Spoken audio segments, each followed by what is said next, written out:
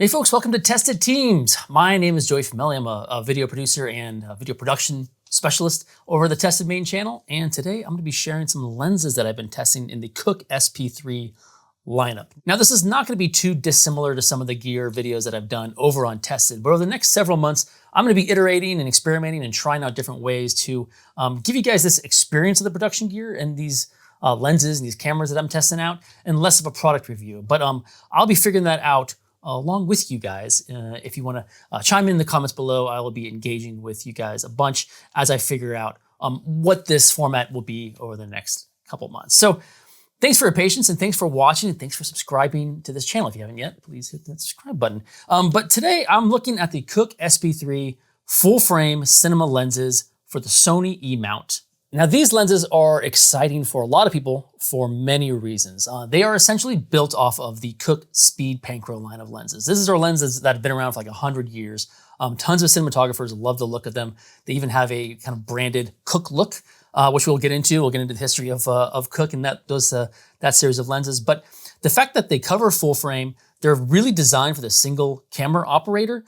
And their E-mount is very interesting. Now, E-mount is sort of a tricky mount to work in terms of purchasing and investing in lenses, because that flange distance from the rear element to the sensor is so tight that you can't really adapt E-mount lenses for other cameras. What Cooke did was add a bunch of basically interchangeable mount and shim systems so that you can turn these E-mount lenses into something like an RF lens for the Canon R5, which I did a bunch of testing in the R5, and also the Sony FX3, which this camera really works perfectly, I think, for Sony FX3 shooters. They weigh about 500 to 600 grams each. They're pretty small, pretty lightweight. I used it on the FX6 where the lenses were actually felt a little small, so I wouldn't use these cameras on larger productions with like an Arri or something where I'm depending on a wireless follow focus operator. And that's really because that not having the PL mount, having the sort of more standard Sony E-mount means you don't really quite have as positive of a lock as you do with like a PL mount. And so you might have a little bit of sway when you're using mechanical or electronic focusing systems. And so again, designed for the single camera operator, someone who's going to be pulling focus, doing all these adjustments themselves on the iris without the use of a second or first AC.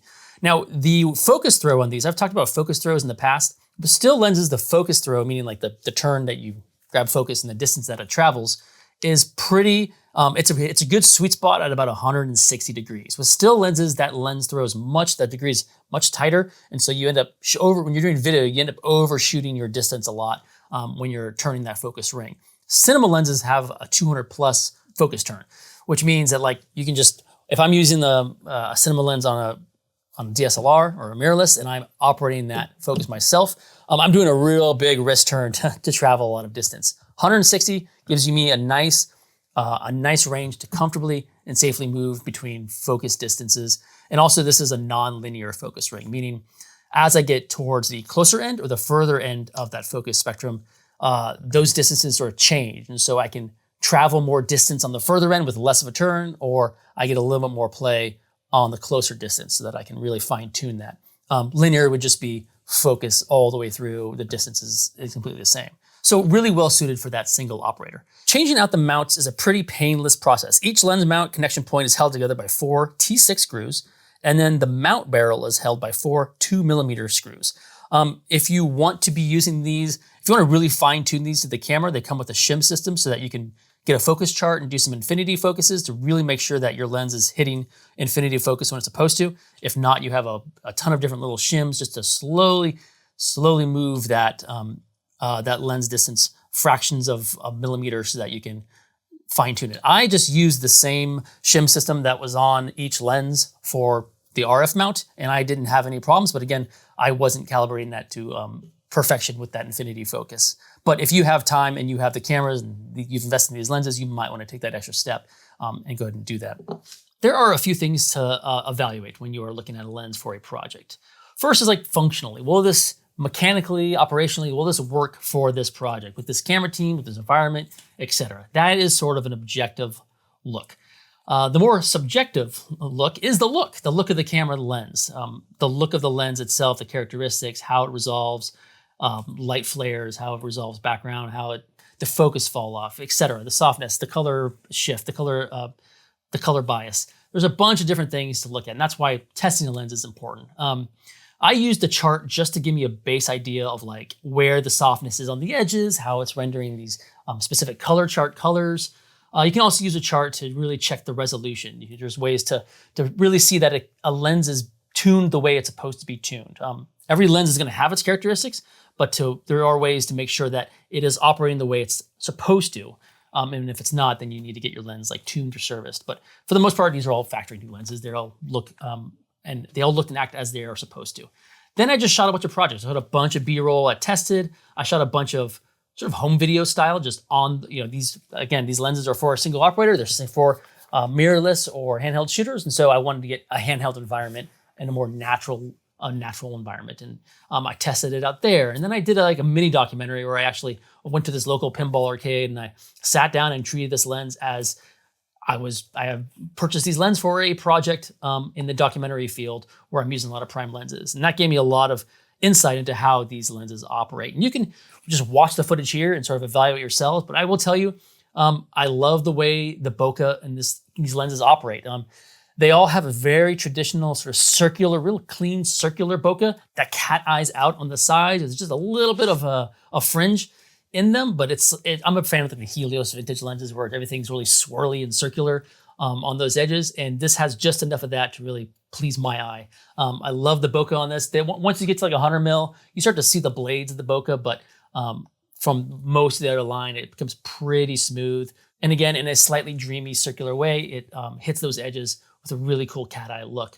The focus fall off is pretty nice. Like it has like a nice smooth fall off when it comes to focus to out of focus. It's probably a little bit sharper than I think the traditional speed pancros. I haven't used the traditional speed pancros enough to really give you that as a fact. But from what I've seen in test footage, there's a tiny bit of a sharpness there, and that might also be just from the cameras that we're using.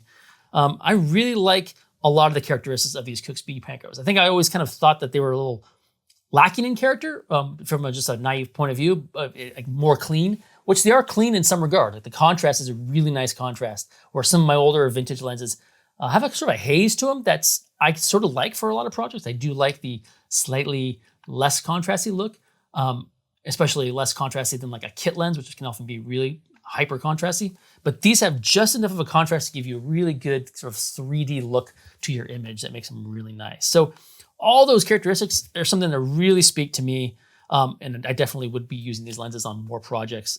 Again, this is a loaner. Cooke is not watching this video. They're not giving me any sort of guidelines. They are just lending us this for a month, and I would be sending it back. So just watch some of the imagery here and see if you can spot out some of those characteristics or have your own point of view about the look of these lenses. I shot this mainly from the 32 to the 100, and then I will show you some 18 mil specifically later so you can see that wider angle view.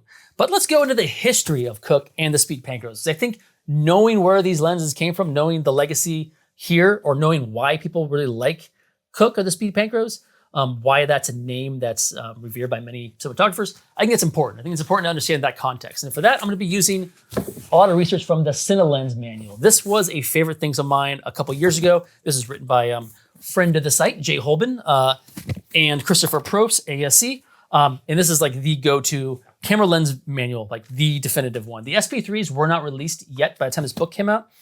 These came out last year. The book came out a couple years ago. But this book pretty much has every other lens in existence, including the speed pancros. Now, Cooke has been around for a long time, like 1930s or so. The Cooke speed pancro line was developed to bring them into the wide film format. And they were a hit. They were used on tons of productions. MGM used them on like half of their productions in a short period of time. Now, throughout the years, as rare earth elements started making their way into these lenses, they updated and corrected some of these lenses without sacrificing the Cooke look of the speed pancro line.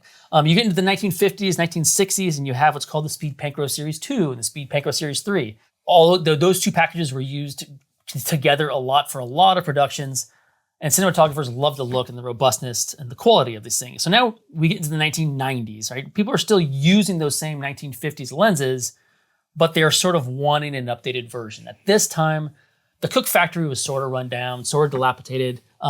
It wasn't in a good spot. A US distributor stepped in, basically resurrected Cooke, and they did a bunch of new lenses, the S4s and the S5s. They updated the mechanical designs, newer glass and elements, and then they introduced like data pass-through. And so the The speed Panchros that were made at this time had the designation of like a /I, which basically just meant that they now had electronical pass-through to give the camera data of what t-stop you're at, what focus you're at, what lens you're using, etc. These lenses do not have that. They do not have that I did. Every lens past 1990 that Cooke made used that data pass-through. The SP3s do not have that. So that is one way that they kept these costs down.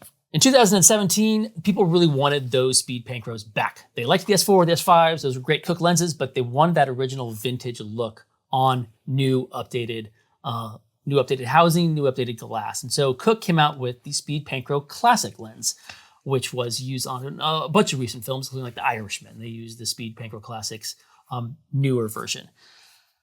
Now, 6 years after that, we have the SP3s, which are not rehoused versions of those Speed Panchro Classics that came out in 2017, but they're basically just redesigned for this smaller form factor. They maintain a lot of the same optical sort of element placements and a lot of the same amount of elements that are in here, but they're just much smaller package, which are gonna give you inherently, because there's a lot less glass in this barrel of a thing than the Speed Panchro Classics, you're gonna have a very, very slightly different look, but it's, from what I've seen, the test footage between these and those Panchro Classics, they're pretty dang similar. I think if you're gonna be, I think productions who are gonna be shooting on Speed Panchros who want a gimbalized form of the Speed Panchros are probably gonna opt for something like this with an FX3 as like a B or C cam. Something that can be on a gimbal that's not gonna weigh down the front with all that extra glass, while still being able to match those Panchros across the entire camera package on that production shoot. And so these sort of serve a dual purpose. One in being a B or C cam lens for those Hollywood productions, but also to give us shooters who are out in the field shooting one-person bands the Cooke look on our hands in a very light, small form factor.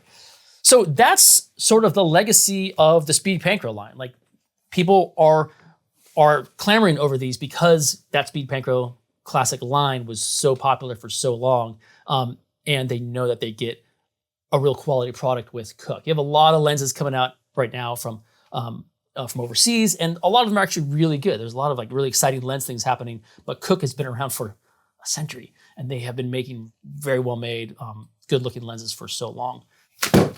So that's about all I can say for these lenses. It's really just about watching the footage, seeing if you like them. I can tell from a usability standpoint, these are fantastic small prime lenses on a handheld form factor, especially with that FX3. That thing sung on that.